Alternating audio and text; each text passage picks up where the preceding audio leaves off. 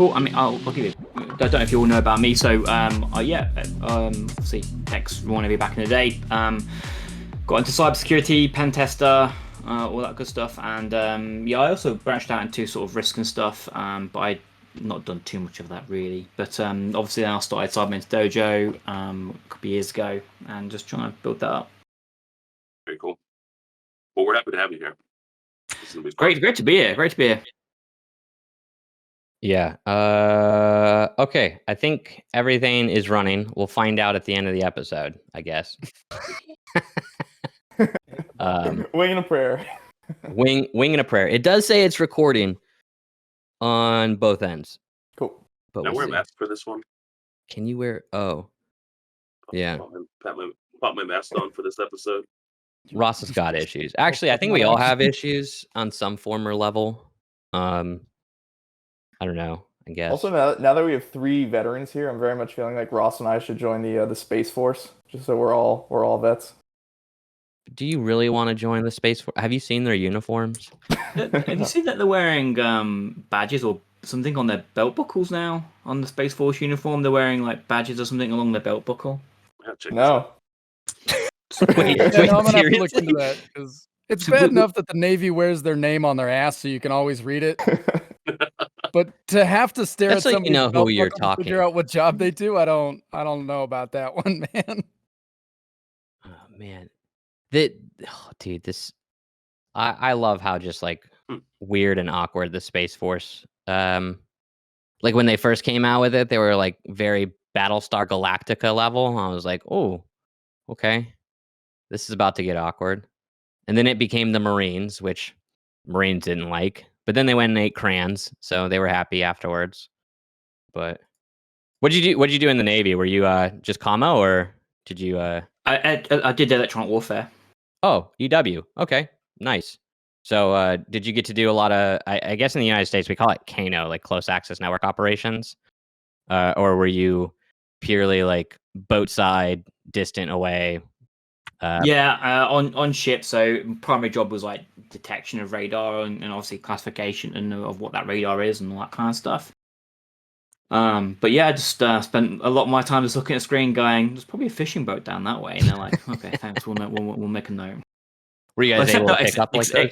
Except the one time I made everyone about shit their pants because I said, "Oh, there's a kilo submarine," but what people didn't realize, I knew because all EW people are very geeky when it comes to like knowing about threat and who's got what and that sort of thing, whereas the others not so much.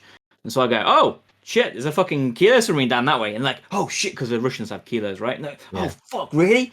Yeah, but it's probably but I knew that also the Germans were coming into England because we do a lot of training for Europe in general. So I knew that they were coming in. It's quite not uncommon for them to come in for training and stuff like that. I was going, it's probably just a fucking German sub, and the Germans got kilos. It's like, yeah, because half of it was Russian for a while. So yeah. Ooh, So fair that's enough. probably about exciting as it really got for me. Yeah, no major deployments down to the old Gulf. Not really, no. I did deployments around the UK and north of Europe. Just keep an eye on Ivan to make sure he's not doing too much, and then obviously, and also one over to like the Caribbean. But that's mostly just to like do reassurance patrols for British overseas territories, because we've still got our islands and stuff and all over the world. So Like It's Diego gone. Garcia. Oh yeah, Diego. Well, we that one's loaned out. Although we're supposed to be giving that one up, I think. But You guys still had a chef there. That was the one thing that kept everybody going. My old shipmate actually was stationed there for 6 months. So if you ever get sent there, it's like just a fucking holiday. It's what are you talking about? It is a 1.5 miles round.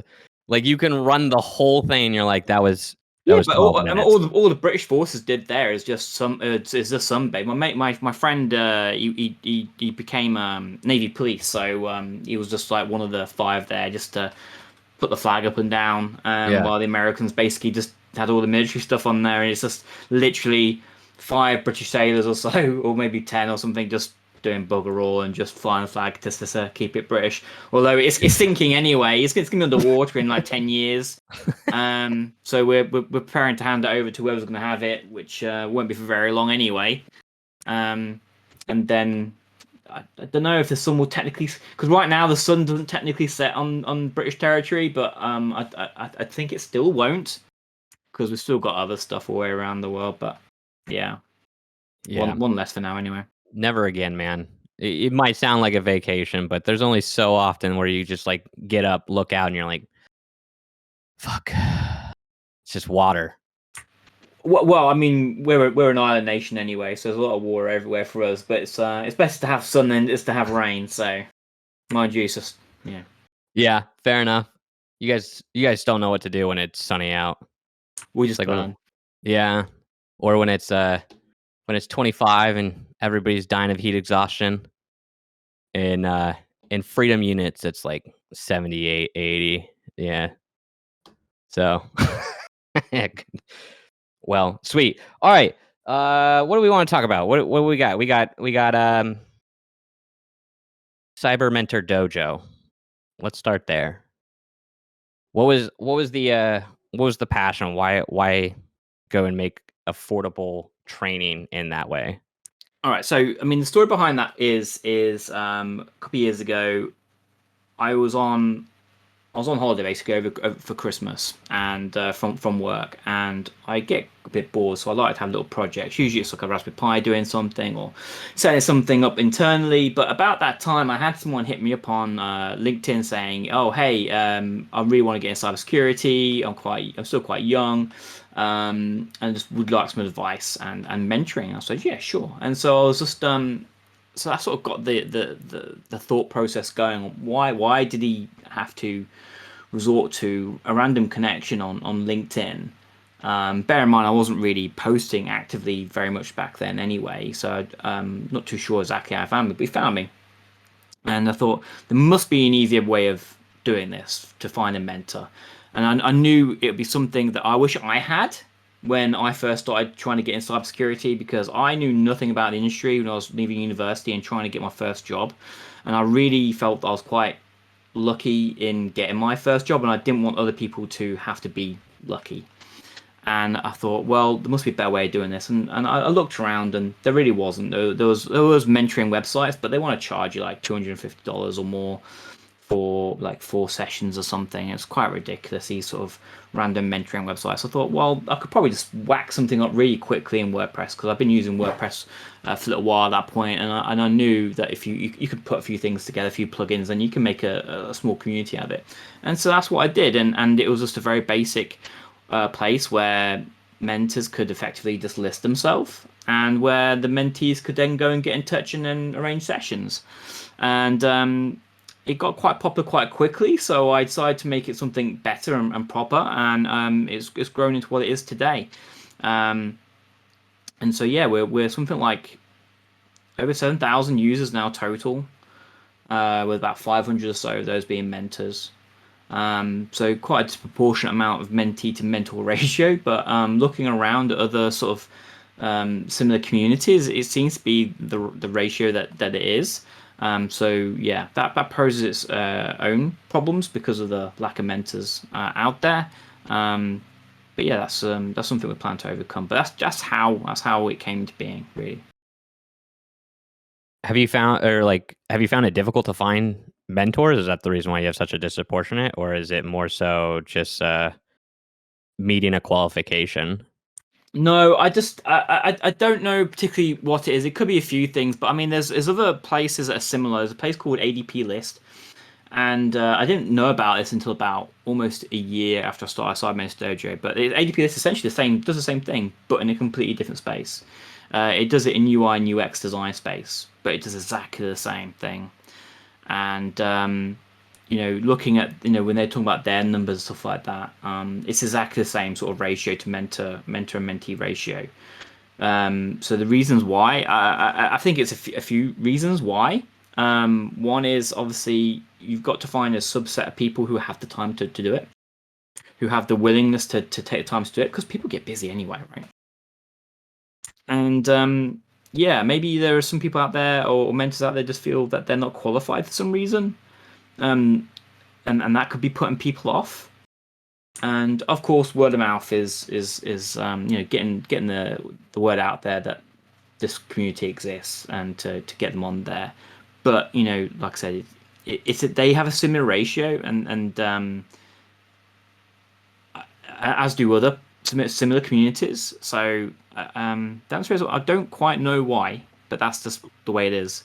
It could also be because in cybersecurity, it's very underserved in a number of people in the industry, and so that could be working against it as well. And we're sort of in a catch-22 sort of situation where to get more people into it, we need more mentors, but we can't because they don't exist yet, and it's sort of a self-defeating thing.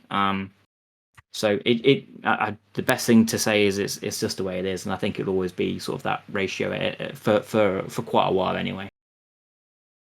What are some of the criteria that you look for in a mentor? So you had mentioned that some people might not feel qualified, so that we can speak to it. What are the criteria for that? Well, so we set no criteria as such. Really isn't. I do go into the database every few weeks, and I sort of like really do fish out the ones that really shouldn't be there. But that's very rarely that happens. But I would say if you've got a year or two experience in industry, there's a good chance you meet the criteria for being a mentor. It just really needs someone who has a good understanding of the industry as a whole. Doesn't have to be some cybersec rock star. Doesn't have to be that at all. Just needs to be someone who understands the industry and who has gone through the same journey as the mentee has gone through. And that's really about it. I think that's because a mentor doesn't do a teaching generally. A mentor just holds a person's hand and says, "You want to go from A to C, and I will walk you along the path to get to that end goal, and we have to get there through B, and we'll whatever that hurdle might be." And they use their own background, their own experience, and to help the mentee overcome those issues, whatever they might be. It could be professional, it could be personal to a degree. People who are older trying to get into the industry from like career changes, they've got children. So how does someone balance, that work-life study balance? And the mentee could need that advice, but they'll need it from a mentor who has a similar background, who probably has children, who has probably tried to do the studying and the working as they've got children and a family, because it's very different to someone who's got no kids, no wife, no girlfriend or boyfriend or whatever, who's just free to do what they want. They've got an abundant amount of free time, and it's something I don't even remember having anymore from having my own kids. I don't remember what free time was. So David's over here like, oh, I'm gonna go to this conference, I'm going here, I'm gonna travel to this place, and then next week I'm going here, and I'm like, bro, I can't do any of that shit, man. I can't. You kidding me? It's I not, can't it's, make not, that. it's not on the horizon. It's not on the horizon. Maybe in like 10 years I can get that sort DEFCON's of in level of August, feedback. right? I'll try and pencil that shit in, but I'm not doing all these other things. Yeah, I might go to DEFCON in August in 2033. When the kids are out of the house. Yeah, exactly. Or old enough, at least old enough to be left alone, at least without burning the place down. Mm. But That's I mean never gonna that's the criteria. That's all it should really be. There should be very minimal hurdles to a mentor wanting to do that. So yeah, as long as you've got some experience in the industry yourself, you've got a good understanding of what's required from the industry, from workplace. At the end of the day, someone trying to get in cybersecurity isn't doing it because they want to have fun and hack the box. They want a job. Yep. Yeah. Right. So that's the end goal. They want to get paid. Yeah. And do you have sorry, go ahead. No, as I say, just want to get paid, and and that's it. That's the goal. It's not to have useless internet points on leaderboards and top 1% of anything. It's a paid job that has a 401k, whatever it is you have over there, that sort of thing. Yeah.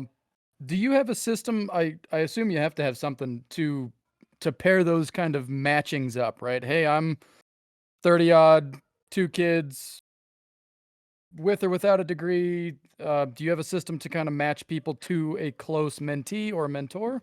Or That's like on the horizon. shopping I've list, made, and you can be like, hey, I need somebody who understands it's a that one. filter. I want to talk to that guy.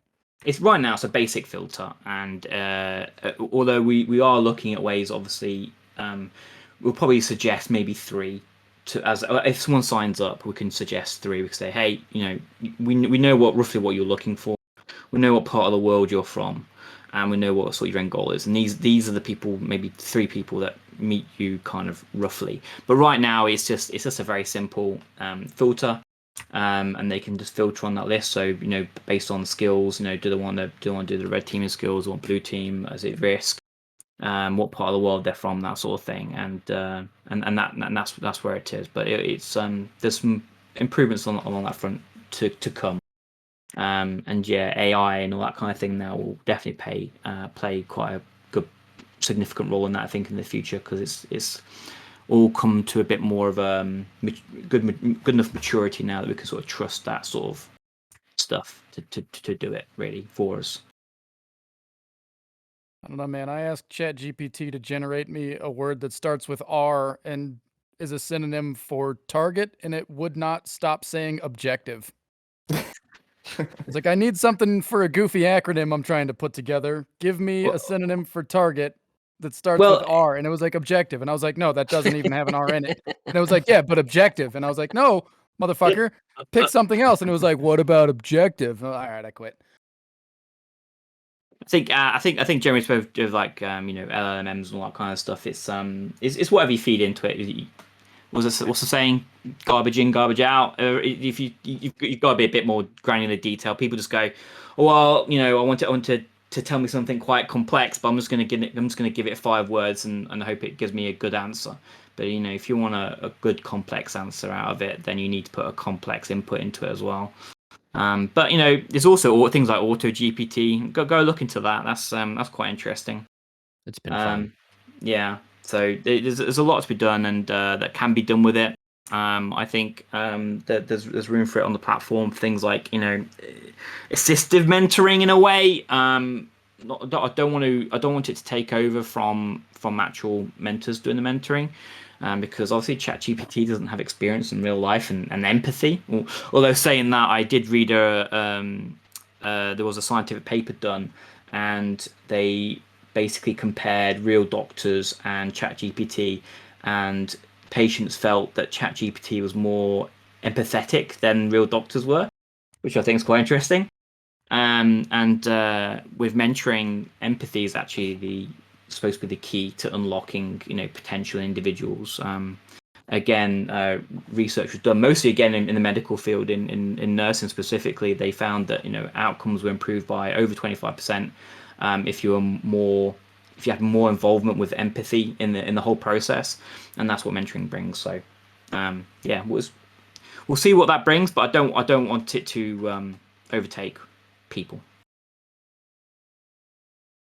And also, training could be a good thing as well. I think it could be a good way to, you could use it as a way to test people as they sort of onboard, potentially in some way, and then come up with more very bespoke training for the individual. People come into cybersecurity with very different backgrounds. A trucker trying to get into cybersecurity compared to someone who's being a programmer will have very different experiences and require different learning. So I think LLMs and ChatGPT, AutoGPT can be a very good way in breaking that down and generating bespoke learning outcomes, I think. Yeah, potentially. That might be actually an interesting course for us to try to expand on, because I know we've talked with you about providing some what do you want to call it, more generic level trainings, just to kind of give a better overview to people trying to break into the field. But with like AI right now, right, there's so much with LLMs and what you can do. But if you don't have the background and understanding, like it's just junk data, right? Great example would be something even like Mid-Journey. If you don't know what you're doing in Mid-Journey, you're just going to keep getting shit pictures. But I've seen some people like engineer like prompts where they have like, oh yeah, this is it's almost like a sentence structure in its own unique way. And they're like, you got to do these things. And then once you have it in there, and then boom, they have like all their assets that they possibly want and need. Yeah, there's because you can talk about filters and all the rest of it, and you to get a really photorealistic picture, you'd have to put in like almost a whole paragraph, essentially. Whereas there's other people trying to put in like 5 words and expecting something particularly great, and then ending up with a Shiba Inu or whatever in a hat. It's very different, and yeah. I mean, I think that's the whole phrase is called prompt engineering is the new phrase for it, right? So I think that in itself is going to be a pretty cool skill to have. It's going to be being the Google expert of tomorrow. I think being a prompt engineering expert for sure. Yeah, no, I mean that is something I would love to learn, right? Like, we can go down that path, and this is just ADHD taking over and being like, ooh, shiny object. But yeah, so I guess to jump back to just Cyber Mentor Dojo, like as we were talking, I signed up for it, and it's relatively easy to kind of go through and select all the skill sets that you're looking for, what you want to learn. So, I think the only thing that I have scary about is that availability piece, right? As Yeah. like somebody who signs up for a mentor, because I'm like, dude, I really don't know my own schedule day to day. Yeah, it's very generic. We probably need to point it out much better. But what it is, it's just a generic. Roughly, what is your day or week look like? When you roughly normally available, because people know when they finish work and they don't want to do it, and they're doing work and that sort of thing. So they've got a rough idea generally. But what will happen is once a mentee is applied to you and you've accepted them, you are able to set screening questions. There's about 5 questions. You can set your own questions. And then once you accept them, it then gives them the ability then to access that generic calendar. And then you can go into that, and then they can book you, and then you can say, actually, I'm out to lunch or whatever family thing. Can we reschedule it? And then reschedule it for enough time. That's what it is. Although we are looking at different sort of the next generation, I think we might just bin our own and probably just give up and go into Calendly and let it do it that way. Yeah, just stop fighting against it and just let everyone use Calendly and use it that way. But isn't it more fun to just develop your own stuff, right? Like that's kind of the idea, right? Yeah, absolutely, and it's a learning process in itself, because you got to know where to pick your own battles, right? We've tried to like have complete ownership of what goes on and where data goes, because we're quite privacy focused and centric. But then people are saying, "Oh, it'd be great if I could just have my own Calendly, just integrate it into Calendly." I'm like, yeah, but I just did that, so we don't have to give away your data to everyone else and all that kind of stuff. And so yeah, we'll probably end up doing Calendly. And also probably we're going to be moving to a group first sort of model, really. Again, because like I said, we have so many mentees and very few mentors. The best way to probably approach it is actually group mentoring, and then that way you can just bin your schedule, because you just say, because then you could basically just set up a session and say, okay, well I'll be doing this session, and you obviously set the subject, and you just effectively just publish it, and it will go onto a page where they all will go, the sessions, upcoming sessions, and people can just join the sessions and get reminders about it when they want to join it. And that's probably the best way to go ahead, but still leaving in the one-to-one, because people still want the one-to-ones, both from the mentors and mentees. Yeah, and I think a good thing to add, this is completely free for the mentoring piece, which is much different than what we've seen as an industry as a whole, right? Like, I don't want to say like our industry is kind of greedy, but like, let's be honest here, like our industry can be kind of greedy. Like, it's like, oh yeah, hey dude, you want to have affordable training? That's $6,000, and you're like, thanks, Sands. Yeah, I should point out there is downsides having it as free mentoring, and it's a problem we've got to try and approach is mentees don't feel necessarily invested, and they sometimes don't turn up. I have noticed that, and so it's something let's try and fix. I think maybe group mentoring will fix a lot of that, because if someone doesn't turn up, then it doesn't matter. It'll still go ahead because there's another 5 people there.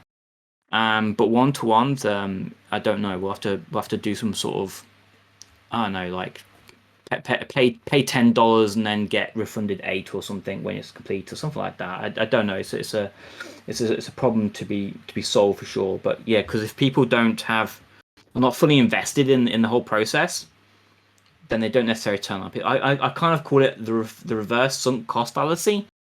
So the sunk cost fallacy is I'm paying so much, and if I stop paying for it, then I've wasted all the previous money anyway. So you keep doubling down all the time. So it's like, if you got an MMO and you're paying for your character and it's progressive and it's progressing, but then if you stop paying, you've wasted all that previous money before, so you keep paying. But that's a fallacy because you're still wasting more money anyway. You gotta just cut yourself off and cut your losses essentially. This is kind of the reverse of that because they've got nothing invested. They don't feel the necessary need to turn up. There's no loss of reputation. There's no loss of a personal relationship. So they just don't use anything. But they are wasting someone's time, and someone's time is precious. So yeah, that is an issue. Yeah, that of being free. That is the one issue we have sort of seen. Have you thought about implementing like a ranking system? You show up and then you get top 1%, like try hack me. Yeah, that would work if Come full circle. if that would kind of work if people had a lot of mentoring sessions all the time. But what I find is people tend to have a handful, maybe 1, 2, 3, 4, and then they tend to be that's enough. Yeah. That tends to be it. So that unfortunately wouldn't work. Unfortunately, the best way probably is to set up some sort of like payment and refund thing, or they could pay for one-to-ones, but then the groups are free, something like that. Because then that way everyone's happy. The mentor doesn't have time wasted because there's a session there regardless if 1 or 2 people don't turn up. Yeah. And so yeah, then everyone's happy. That'd probably one way to solve it. It's a good thing that you're running this because I would be way too sassy. Like, you're like implementing Tinder ELO. Like, oh, you don't show up? Here we go. You're going to the bottom of the pit, right? It's so funny you say Tinder because the original concept in my head was a Tinder for mentoring. And I still want to bring in the swipe right thing. I still want to bring that in if when it goes mobile, a mobile app or something like that. I still want to bring the swipe right. So it's funny you say that, but yeah.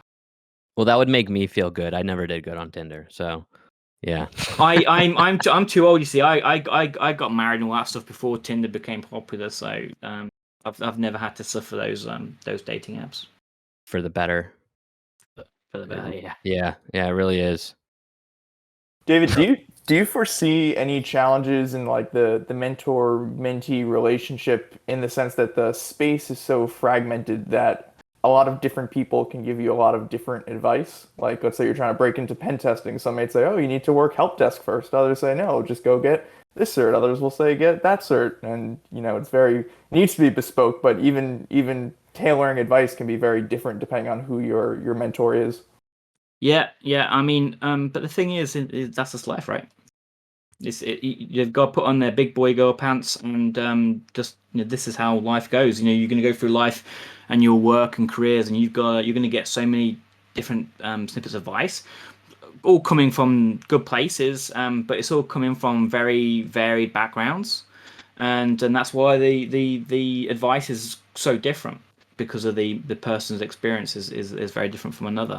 And it's your job to be mature enough and grown up enough to work out what's useful to you. You've got to take some possession of your life, right? So that's on you, and then that's what people have to learn. I think that's important. It's an important skill in itself, I think.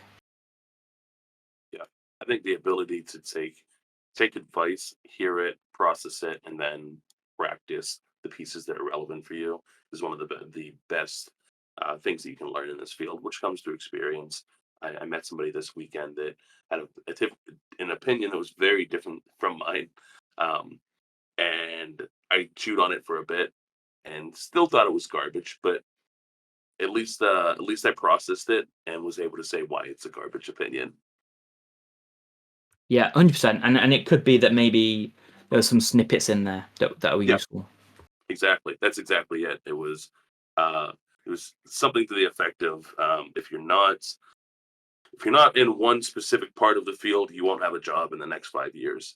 And thought about that, and it's a piece of the field I hadn't really considered before. And so thought about maybe some avenues there that might work out in the long run for me, and realized I definitely think the field's Did too someone broad say for that. ChatGPT is going to take your job because you do risk?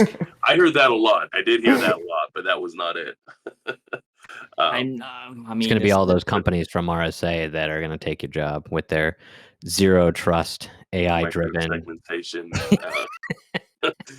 Yeah, bu- cloud a XDR. buzzword bingo software as a service is what it is. Yeah. We just said earlier we need to find the funding, but we got to get a booth at RSA and just grab any of those dashboards that look exactly the same and throw up a fake company and see as a social experiment, see how it goes. Yeah, nothing of the UI is real. It's all AI generated, and we just buzzword the whole shit, see if we can get Series A. Yep. Will we go to jail? There's a good possibility. Would we make $1 million? You only go to jail if you Possibly. don't try. So you get the money, you try, but you kind of give up. Wasn't that Theranos though? Like, let's be real here. That company, Theranos, like I they don't got think they pretty even far. tried. I don't think they even tried. It was a whole blood thing, wasn't it? Yeah. Yeah.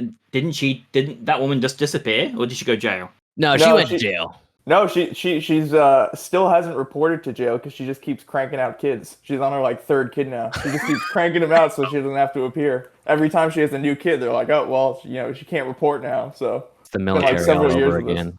Jesus. That's wild. I didn't know that was Dude, that's fucked. Yeah, that she was supposed to appear this month, and again she's like, oh, have another kid. Sorry, can't show up.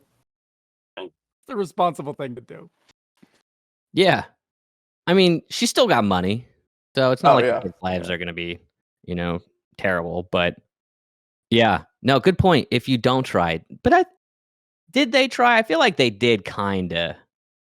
Whatever. They Different did, and stuff then there. they I think- fudged it for a little bit too long. Yeah, I think they basically fudged it for way too long, and they should have like gone, we can't do it, and then given Right. up and just took the money Right. in other ways, in bonuses and all that kind of stuff. And there's legal ways to take money out of business, and they could have done it, but they weren't even Yeah. that smart. SVB, Again, yeah. Oh Yeah. yeah. We're losing all our sponsors. Theranos, SVB. SVB. we still have I think these ones are safe to lose. These companies that don't Yeah, exist these anymore. are- Yeah, we can These are lose these bad all day. sponsors. Yeah, as long as- Have you what about Lunacoin? Have you all lost Lunacoin? Dogecoin. That was the other one, wasn't it? That was another No. classic. Yeah, Safe that's- Moon. We'll FTX. peg it to the dollar, but we'll also peg it to fake currency we've also made. Oh yeah, FTX, the FTX coin. Yeah, man, Hey, man, we need to as get long better as- at scams. That's really what I'm hearing. Like offensive security, yeah, it's $1 trillion industry, right? For criminal cybercrime, criminal cybercrime. Jesus Christ. But like these people are getting away with fucking murder. And they're like, oh yeah, hey, $1 billion. I guess I'll just pay out all of our bonuses today, and we're going bankrupt. Sorry. Run for the money. Good luck. Have fun.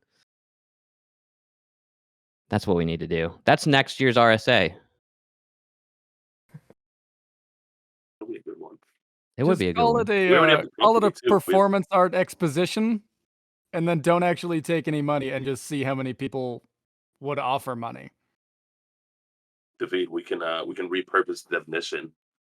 Oh, yeah.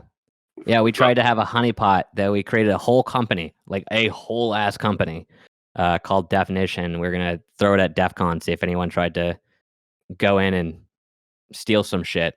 But we're so bad at creating defensive stuff like detection and vulnerabilities. Nobody even gave a shit. we Well- brought phones that were like purposely like left open.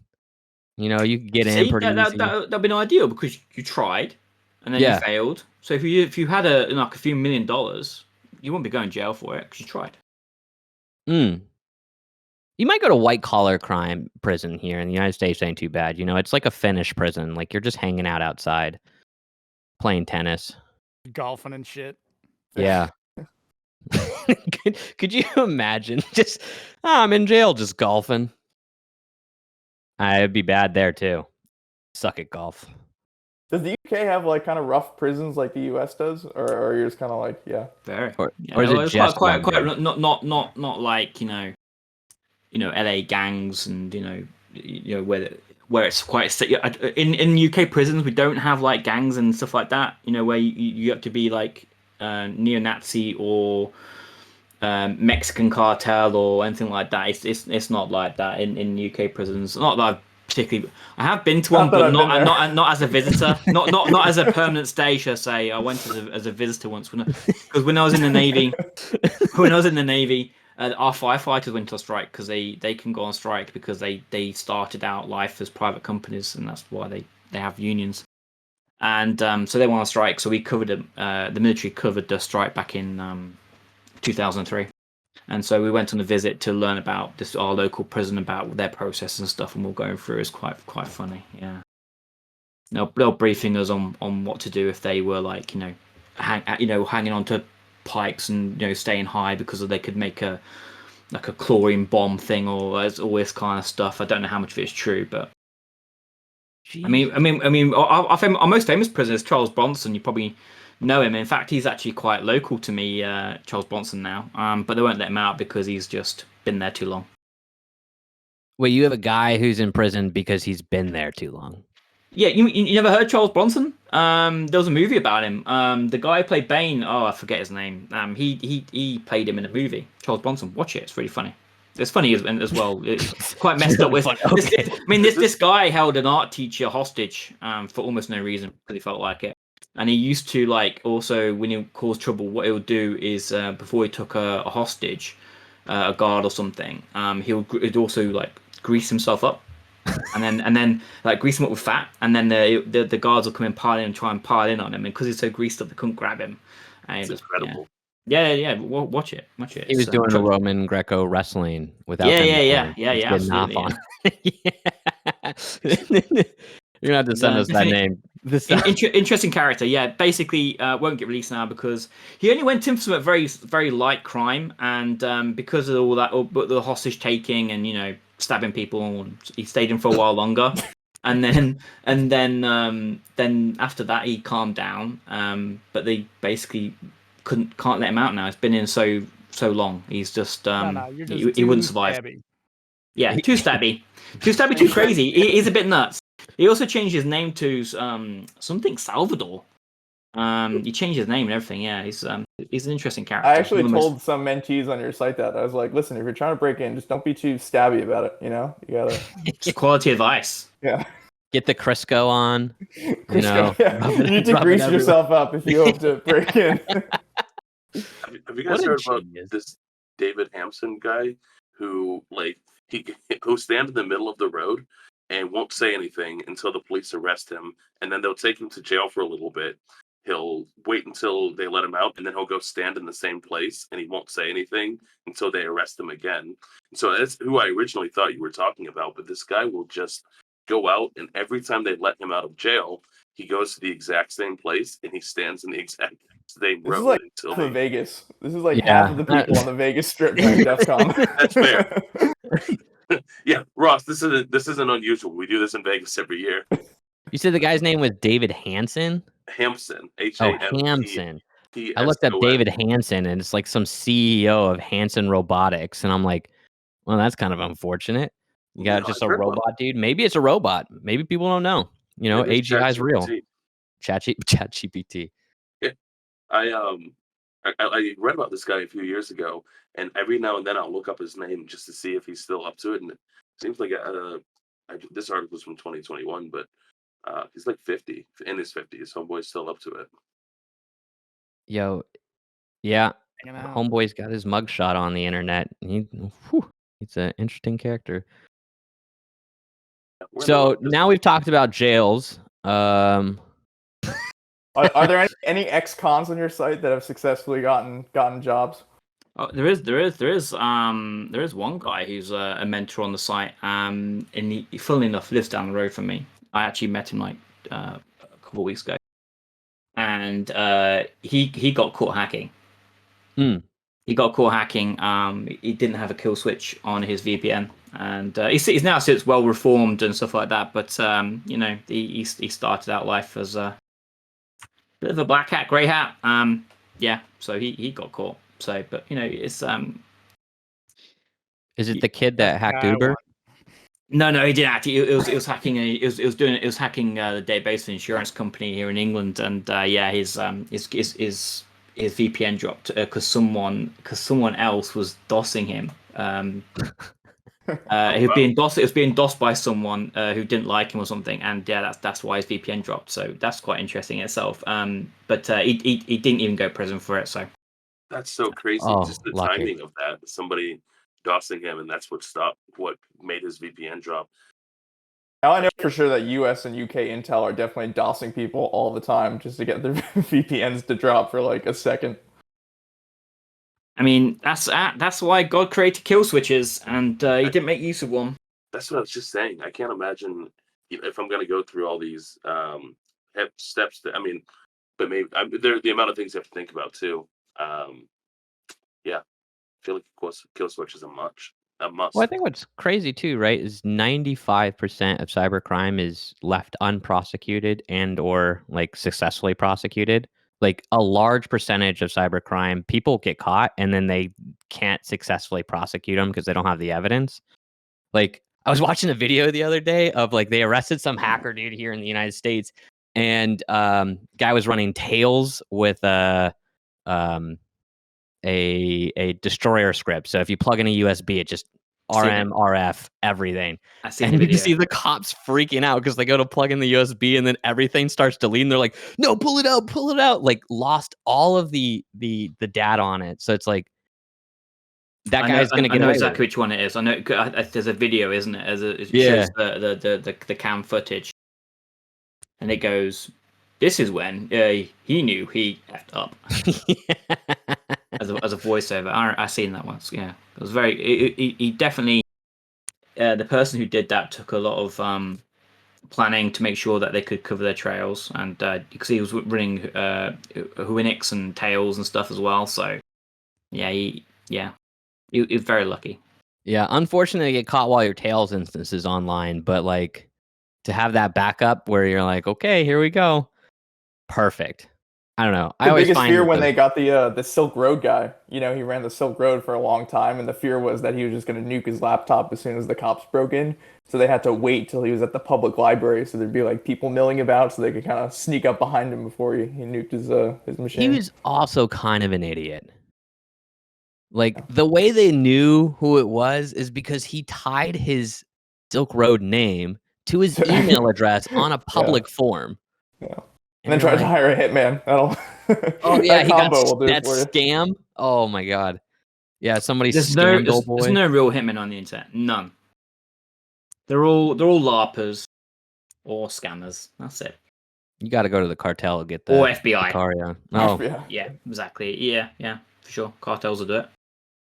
yeah. Cartels have no problem doing it. They're like, oh, okay. How much? All right. They're terrifying. I mean, everybody's got a price, right? $20 is $20, dude. 20 bucks is $20. Reasonably priced Dodge Charger. Yeah, hit me up offline, man. If you want, I'm looking to get McDonald's. We can figure something out. Ross will put on a wig for you. Yeah, Cost of living's cost of living, so it's going up everywhere. Oh yeah. Well, it'll eventually crash, right? As they say, we're gonna lose all our jobs to ChatGPT, and then the economy will crash, and we'll either flourish or go into a hellscape. I'm personally hoping for the second one. That seems kind of cool, right? Get to run around. King Charles is in charge now. We're all good. Yeah. We're all safe. Did he like take the immortality from his mother? Like the queen, I did not think was ever going to die. We'll find out. But I reckon the strong genes are on the maternal side, not paternal. So I don't think he would have inherited it. Because her mum lived for a long time. Again, interesting story. When I was finishing all my training, she wasn't very well. The queen mother, not the queen mother, her mum, and she was like in her late 90s at this point, and she wasn't very well. And so we were doing preparation for a funeral while she was still alive. and she did die, and I was kind of disappointed. And then she survived for another like year or two, and then she died. So I missed out on the whole state funeral thing. That had been kind of cool.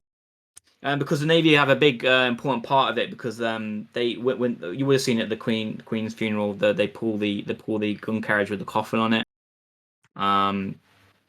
So that had been quite cool. But no, she had the audacity to live, and yeah, so that was it. I had to go work. Classic Files a British formal humor. complaint for the Navy that you had to prepare for a funeral for someone who didn't die. She still didn't die. No, she lived for like a couple more years, and then she was in a like was she 101 or something when she died. She was basically old enough to receive because when you hit like 100 or something, you get a telegram or letter from the Queen, now King, saying congrats, happy birthday, and then so she would have got that from her daughter anyway. Write yourself a little happy birthday note. Yeah, exactly. I'm on get season added 5 to of the The Crown. pension. I can't believe this character is still on the show. I'm like, for sure, she must have died last year, and then she just reappears She as just an keeps older going. She actress. keeps going. We were sure. I think we were sure she was gonna make it to 100, but no, just fell a bit short. Although also another interesting story. I met her husband, Prince Philip, who was the VIP at my passing out parade in the Navy. He was British Royal Navy, right? Yeah. So I mean, all the royals are in the forces technically anyway. But not Prince Charles. I met Duke of Edinburgh. Sorry, I met the Duke of Edinburgh, which is the Queen's. Prince Philip? Yeah, Prince Philip. Yeah, Prince Philip. So he was a VIP at my passing out parade, and he's ex-Navy from World War II before he met the Queen. He's actually quite a decorated war hero as well.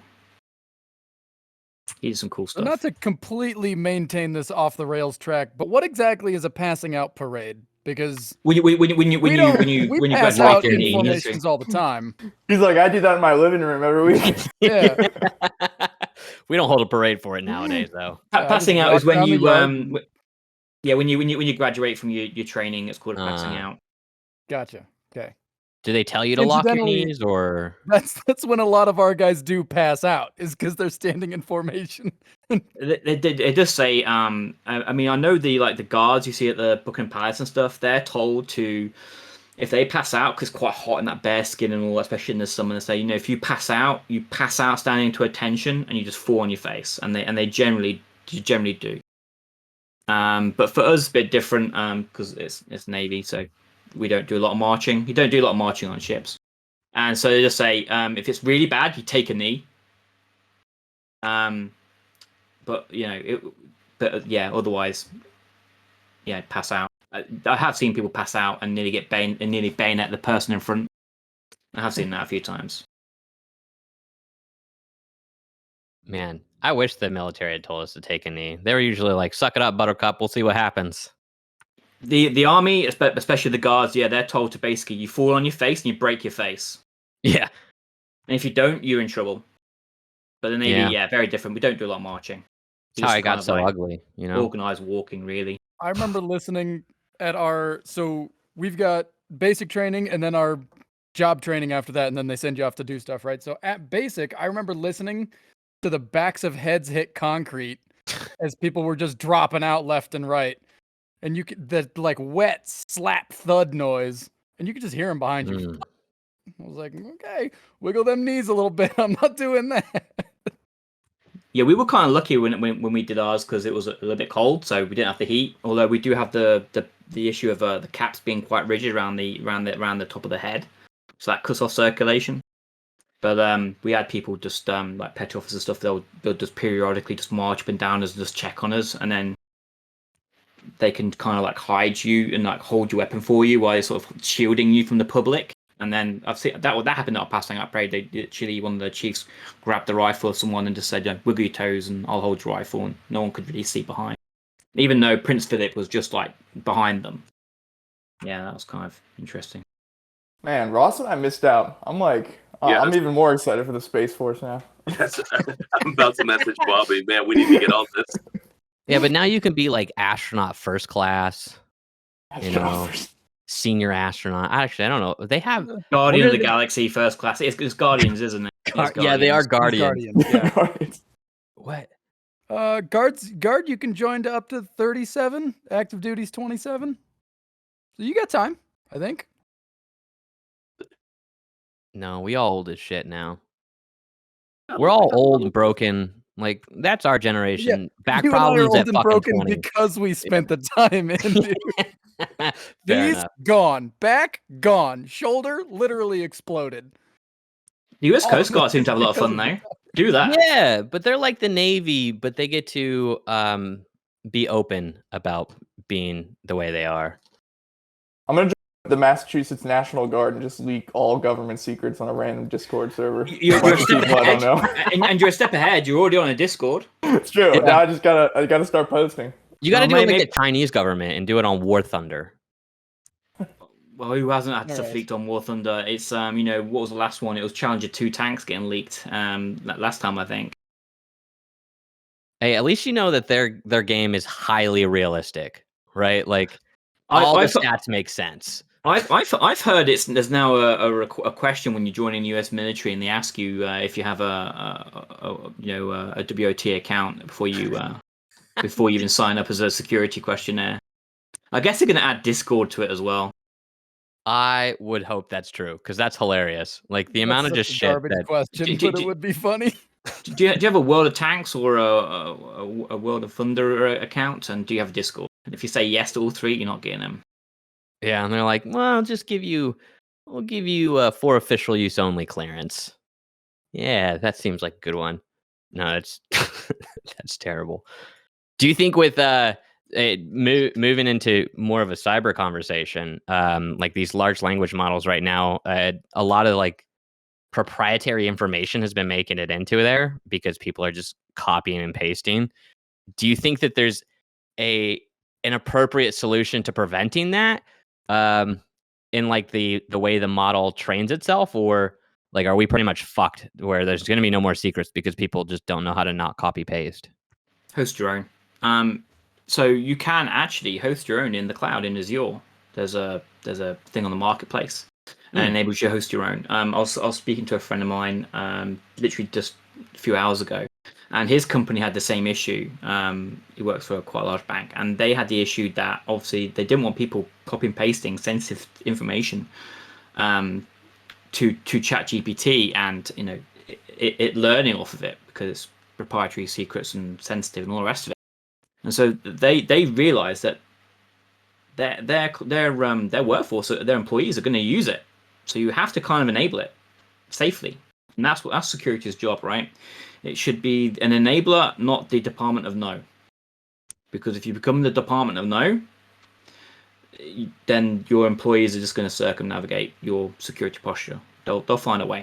You know, kids can do it at high school when they get blocked from websites. So what they do, they go to Google Translate and they get then they view it that way, or they use caching or something like that, or proxies. So enable it. Don't be the Department of No. So that's what they did. They basically split up their own. And that's how they're getting out of it. So getting around it that way. And You saw what happened with Samsung this week, right? Yeah. Oh no, I don't know about that. Yeah, Oh, so yeah. you could have gone on and said like, oh, give me the latest like Samsung CVEs for 2023, and ChatGPT responded with all these CVEs that were valid but hadn't been publicly released yet. But someone from the Samsung details. security had basically pasted in all the details of these upcoming CVEs, and then the AI model obviously responded with like, oh, here's the latest ones. And then it Classic. tried to say, no, those aren't true. And then you go, Right. oh, those are true. Too And you go, late, yeah. you're right. They're true. This is real. Yeah, because I know obviously that ChatGPT can sometimes make stuff up. Yeah. Oh, yeah. It does that. Sometimes it has to. But obviously there's quite a lot of useful and right information out there. So yeah, There was a medical case where a doctor asked like a very specific medical question, and ChatGPT got the answer right. And then the doctor followed up and said, "Where did you get this information from?" And ChatGPT said, "Oh, I got it from this scientific paper in the UK, and here's the author, and here's the title of the paper." And it turns out ChatGPT had just pulled two random authors from another paper and then made up the title for where they got the. So they were right, but they had actually no real backing of where they got that information from. God, that's terrifying and hilarious at the same time. There was one, Right? there was one that a friend sent me, I'm looking at it now, where somebody said, "How far is Taco Bell?" And the Chat GPT said there are a few Taco Bell locations near you. The closest is here. And then I said, "Do you know where I am? I don't know your exact location, but I know that you're in Winchester. How do you know that? I know because you allowed Snapchat to access your location Yeah. when you open the app." But then he said, "My location is turned off." And so ChatGPT, or not ChatGPT, but the AI said, "I apologize for the confusion. I was mistaken earlier. I don't know your location." It's like the NSA, like, no, we're not listening right now.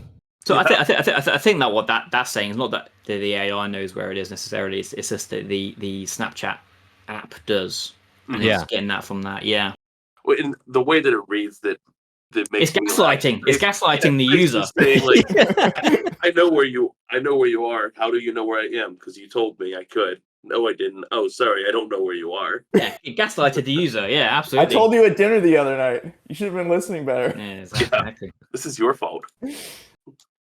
There's also a cat GPT now, where you just type in meow and it will respond with a cat GIF, but the UI looks the same. I love that. I saw the one where they were doing, I think it was with Snapchat, where they said basically replying emojis, and it's like, yeah, asking it, what happened on this date in Hiroshima, Japan, and it replies back like, explosions, sad face. Sad Oh face. my god. Jesus Christ. That's a good one. Well, a bunch of companies have already started like banning it outright. JP Morgan, a couple other companies have just said like, Yeah, nope. it's dumb. It's dumb to ban Yeah. it. Yeah, it's dumb to ban it. They've become the Department of No, and their employees will still use it. Acronym, by the way, Department of No, kind of like that. Yeah. It's like my new favorite thing. That's definitely going to be something I say on just about every call. I If can't someone take asks me claim for it. something- I got it from somewhere else, but yeah, don't. But the advice was don't be Department of No, because otherwise, you should be the enabler. I'm gonna be super passive aggressive at work, and if someone asks me something, I don't want to do it. I'm gonna say, "You've just visited the Department of No."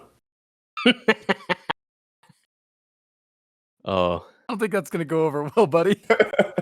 it's Bobby. He should be fine. He gets away with everything. Even Microsoft doesn't fix the issues that he brings forward to them. So, True. yeah. Anyways, I know we're coming up on an hour here, and I want to be respectful of your time and everybody else's time. So, as is tradition, we usually end with a random question of the day and go around the circle. I think for today, the question is going to be, if you could watch one, or if you could only watch one movie for the rest of your life, doesn't matter, anytime, like even if you go to the theater, it's a new movie, it's the Marvel's Avengers movie or something, but you only get to see the one movie, what movie would it be? Well, I'm sorry, I missed the beginning of that. if you could only watch one movie for the rest of your life, so it doesn't matter, even if you turn on a different movie, you're only ever going to see that one movie. What would it be? I know mine. You know yours? I know mine, and it's. I don't even love the movie, to be honest, but I went through this phase where I watched it and I was like, "Oh, this is a cool idea." So I was like, I asked my wife, "You want to watch it with me?" And then I had friends come in, "Hey, you should check out this movie." I don't love the movie, but I think it's interesting. And somehow, in the span of a week, I watched this movie 9 times, and it's become this long-running joke. And it's Us by Jordan Peele. Um, like I love the soundtrack for it. I think the story is interesting. I thought it was a unique, an interesting concept, but it's become this long running joke amongst my friends and family when they come to visit. You guys gonna want to go watch Us? So that would be it. Nice. Bobby, you got your movie? Encanto, Disney Encanto. classic. We don't talk about Bruno. You know the kids watch it. Oh, the Pixar film. Okay, yeah. Fair. Get that song stuck in your head for the rest of your life. Yeah. Alex? I'm gonna go with the 1977 animated The Hobbit movie with them creepy ass orcs. Fair. I should have said the movie was Department of No, but I couldn't. I guess that comes down to me then. So to me, it's a toss up between either the original Top Gun or Master and Commander, I would probably lean Master and Commander probably. Yeah, I have a Reason being also is because before I left, a lot of these stories come back to my Navy days, fully enough. But the last draft I had before I left the Navy was HMS Victory, and HMS Victory helped in the filming of Master and Commander because it's the same type of ship, and we were at that time presenting the sail from the Battle of Trafalgar. It's got rips and blood stains in it from the original battle and all sorts. Very cool. It was on display, and so they helped the people who did that movie did a little presentation basically for us to play for that, just while we're displaying the sail to the tourists and stuff. We play a little movie, lasts for like 2 minutes, and then they go off and go somewhere else. And that was on repeat, and I still never got sick of it. So I think Master and Commander. It's a classic, really good movie, and it's about sailors and stuff back in the old days. I'll have to check it out. Sounds cool. Same. It's got Russell Crowe in it. Oh, then it's and definitely gonna be good. and the guy who played Vision from the Marvel movies. Yeah, I don't know his name either. But The red guy. red guy. Red guy. Oh, the random voice from the background. Still not gonna remember the name, but I think for me it's a toss-up still. It's between Snatch, which is a brilliant film, and Super Troopers, which is a brilliant film. Oh yeah. Super Troopers is really good. Yeah. I think right now I lean more towards Super Troopers because it is just one of those films. It doesn't matter how many times you see it. It's just hilarious. But yeah, but Snatch is so perfect in its own right. Just having getting a mix of pikeys and the whole 9 yards. Like, Yeah, Dax. yeah, Dax. Oh, not for me. dogs. Yeah, I like And don't trust a man with pigs. yeah. What do they call him? The bullet dodger, because he dodges bullets, Avi. Like, okay, yeah, that makes sense. No, just brilliant, like one-line pieces to it. Ridiculous names. Love the film, but I still think I'd go with Super Troopers just because it is a classic like comedy. You can watch it stoned or sober, and it wouldn't even matter. Still the same film. Anyways, David, thanks again for joining us. I know that this is hectic and probably not what you expected. And One more last thing. Very short, I promise. okay. No, I have another last thing. Sorry. We have Go two ahead. more last things. Okay, see how sporadic we are? Yeah. I'm all for it. I'm all here for it. I mean, I've took you on. We're supposed to talk about cybersecurity, and we've talked about all load of other crazy stuff. I think that's only 10% of the conversation. So That's what makes the podcast the podcast. That's how You just these gotta go. let it. because I mean, you're going about ADHD rants. I've literally got my ADHD medication right there, and I haven't taken it today. Yeah, mine's in the other room. So We should Hard all do it together undiagnosed next here. time. We'll just pop one up. just hit the Adderall. Okay, and go. So, I've had this running gag where I try to get everybody to say "Howdy, folks," Mm. mainly to make fun of Bobby. You want me to go? Can we get one from you? Oh, sure. Let's go. Howdy, folks. Oh, that was good. Oh, That's gonna That be is the an intro. tier. There it That is. is an S tier. Well done. thank you. I love that one. All right, Yeah, my last thing wasn't as fun, but just final plug. Where do we sign up to be a mentor, mentee, and it sounds like we need more mentors on the site. So just final plug for that also. Thanks for plugging, because we should have been talking about it for the whole hour, but we diverged at some point. I start off at app.cybermentordojo.com.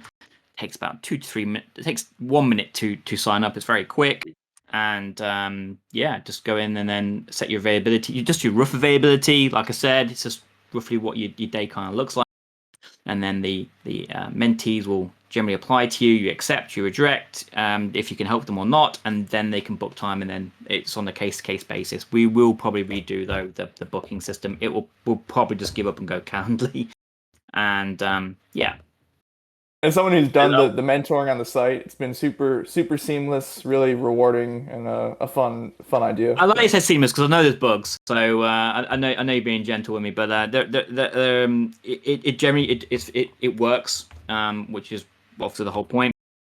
There is plenty of improvements coming down the pipeline. Like I said, group mentoring. That would probably be a good one.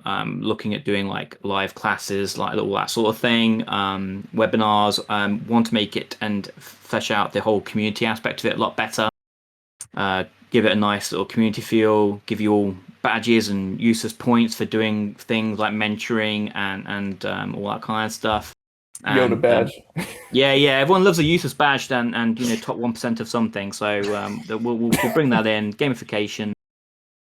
But definitely want to concentrate on the. I basically also want to try and make it like an online resume, as a way for the mentees to show off that they've got skills. So they could be like public reviews from mentors saying how good they are, hopefully. And it could also be a good way for mentees to give positive feedback about their mentors, who can then use that in their job promotions and stuff like that. Say that they've got experience mentoring people, because that tends to be quite a criteria for promotion for senior positions, stuff like that. Yeah.